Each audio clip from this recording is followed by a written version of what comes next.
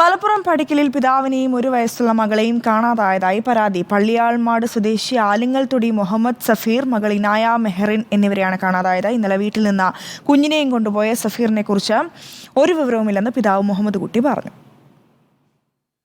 6 വർഷമായി ചെന്നൈയിൽ കൂൾബാർ നടത്തുകയായിരുന്ന മുഹമ്മദ് സഫീർ കഴിഞ്ഞ ദിവസമാണ് നാട്ടിലെത്തിയത്. ചെമ്മാടുള്ള ഭാര്യ വീട്ടിൽ നിന്നും ഇന്നലെ ഉച്ചയോടെയാണ് സഫീർ പോയത്. ഒരു വിവാഹ ചടങ്ങിൽ പങ്കെടുക്കാനുണ്ടെന്ന് പറഞ്ഞ മകൾ ഇനായ മെഹറിനെയും കൂട്ടി ഓട്ടോയിൽ കയറിപ്പോയി.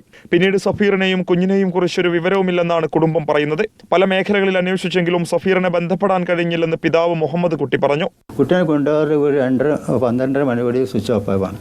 പിന്നെ 2 വർക്കില്ല. ഇതുവരെയും വിളിച്ചിട്ടില്ല. ഇതുവരെയും സ്വിച്ച് ഓഫ് തന്നെ എടുക്കണത്. ഇവർക്ക് കൊണ്ടുപോയി ഇതുവരെ ഒരു തുല്ല. സഫീറിന്റെ ഭാര്യയുടെ പരാതിയിൽ തിരുരങ്ങാടി പോലീസ് കേസെടുത്ത് അന്വേഷണം ആരംഭിച്ചു. സഫീർ ഇന്നലെ യാത്ര ചെയ്ത ഓട്ടോയിൽ നിന്ന് പോലീസിന് ചില രേഖകൾ ലഭിച്ചിട്ടുണ്ട്. ടവർ ലൊക്കേഷൻ ഉൾപ്പെടെ പരിശോധിച്ചു വരികയാണെന്ന് പോലീസ് അറിയിച്ചു. റിപ്പോർട്ടർ, തിരൂർ.